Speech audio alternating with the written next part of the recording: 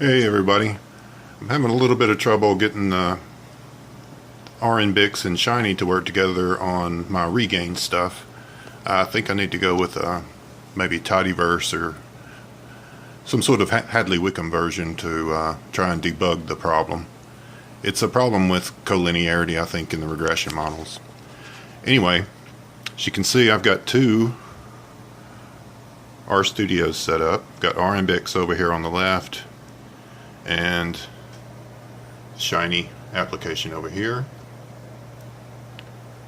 You may have noticed it might look a little different. I've got the latest daily build of RStudio that was built yesterday. It looks pretty slick. I thought there might be something with the latest R version that was causing problems with RStudio.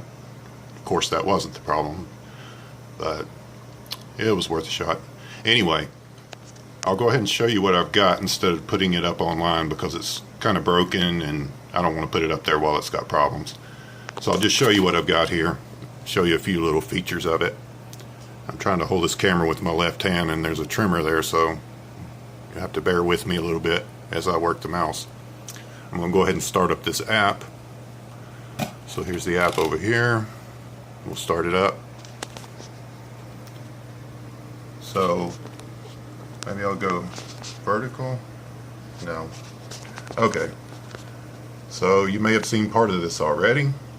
I've got a conditional panel, or several actually, that won't let you do much of anything until you load a data set. So I'm going to browse for a file. I'll grab one of these test data sets that I made. So see, now we've got some things that showed up now that we have a file loaded. Get some statistics here, and we get our algorithms here.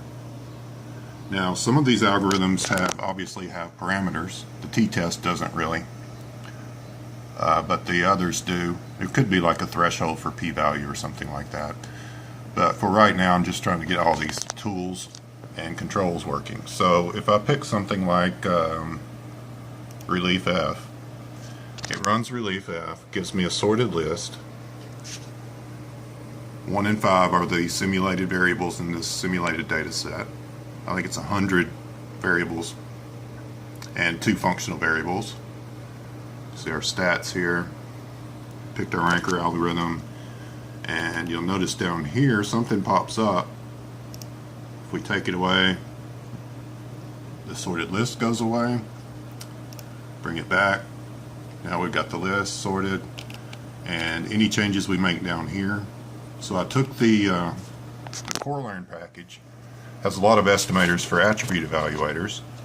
So I think the default is relief F with exponential rank. So that means that neighbors further away don't have as much impact as the neighbors that are closer. But there's also a lot more. So I just loaded them all up here in a drop-down box so you can play with it, see what these different things might do.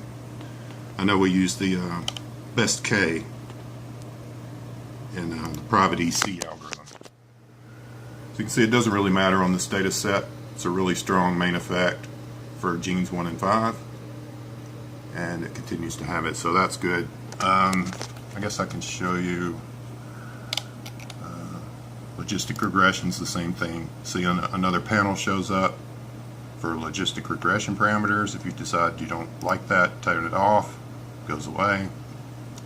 So I guess I'll show you, just to finish this up, how this works.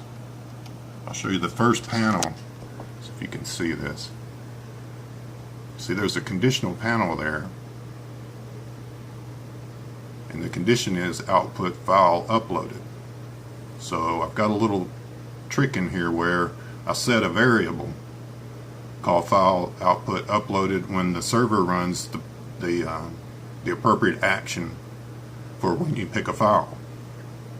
I know that's kind of sounds funny, but that's how it's working. So conditional panel, first you have to have a file, and then once you pick one of the algorithms, you see there's a conditional panel for each one of those, and under there we put, the parameters that we want to have.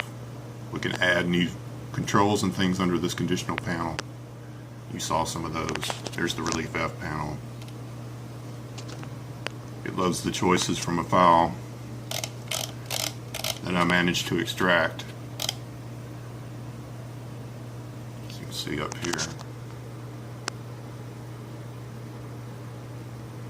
So it just loads it in a plain old text file. It reads all those in and uses that to load the controls.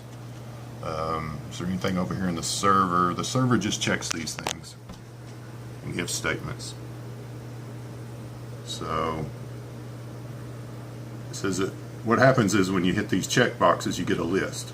So I'm checking in these if statements if a particular method is in the list that's been not selected. So it goes through, checks them all, runs the ones that were checked, and removes the ones that are not there. I won't go into the detail about how that works. It's not really hard, but it's not easy to show here. I'm going to try to work out the regain problems and get this posted up so you can play with it and get you some source code so you can play with it. Maybe use it in your own applications or extend this one or whatever you need to do. Anyway, I just wanted to show you some of the problems I'm having. There's a problem here when I say build the package that it checks the vignettes. Well, the vignette's got a problem because it hasn't compiled the package yet. So this is a weird situation of, I guess you would call timing or ordering. It must be something I'm missing because that doesn't make much sense that you would compile the vignettes before you compile the new version of the package the vignette uses. Bah! Frustrating. Get so close and it's that 20% always that drives you crazy. So over here's all my Rinbix and here's the regain function. So I'm digging around in there to see what I can find. Alright, that's enough for now. Like I said, I'll try to get it up tonight so you can see it, play with it, learn more about it. I really do like it, but it can be very frustrating to debug since it's running a server and a client and loading a package, and the package has to be reinstalled when it's changed, and you know, you have to keep track of all that. And it's not as hard as it used to be with RStudio, but it's still not trivial. Anyway, good luck. Talk to you later.